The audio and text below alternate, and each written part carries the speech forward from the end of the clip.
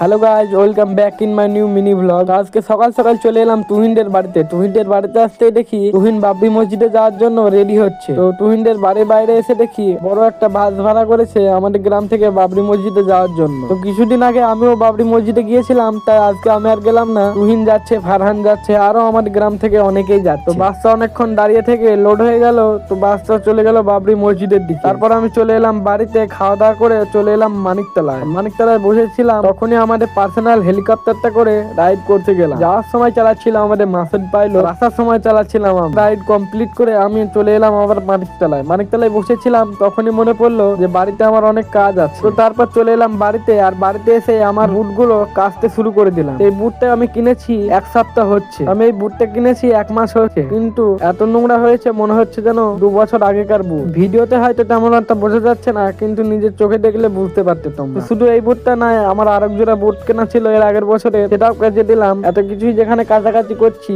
তাহলে আমার ব্যাগটাই বা বাকি যাবে কেন? তো ব্যাগটাও সুন্দর করে কেচে ধুয়ে মুছে চলে এলাম ছাদে। ছাদে ব্যাগ বুট ঢুকাতে দিয়ে নিচেই যাচ্ছিলাম, আর আমাদের ছাদে অনেকগুলো অ্যালোভেরা গাছ আছে। তখনই মাসুদ বললো যে আমি এখান থেকে একটা অ্যালোভেরা নেবো, তাই মাসুদকে একটা অ্যালোভেরা দিয়ে দিলাম। তারপরে আমি নিচে চলে এলাম, আর একটুখানি পরিশ্রম করে আমি ঘুমিয়ে পড়লাম। আর এক ঘুমে উঠে পড়লাম বিকেলে। বিকেল হতে রেডি সেডি হয়ে আমরা রাইড করতে শুরু করে দিলাম। আর আজকে আমরা রাইড করছি কেটিএম ডিউক নিয়ে। তো রাইড করতে করতে চলে এলাম ইছাপুরে। আর ইছাপুরে এসেছি কারণ মাসুদদের কলাই ভাজতে দেওয়া ছিল, তাই কলাইটা নিয়ে চলে এলাম বাড়িতে। আর কেটিএমটা হচ্ছে বাপ্পির কেটিএম, তাই বাপ্পিদের বাড়ি দেখে আমি চলে এলাম বাড়িতে। তো আজকের মিনি ব্লগটা এখানেই শেষ করলাম, দেখা হবে পরের ভিডিওতে।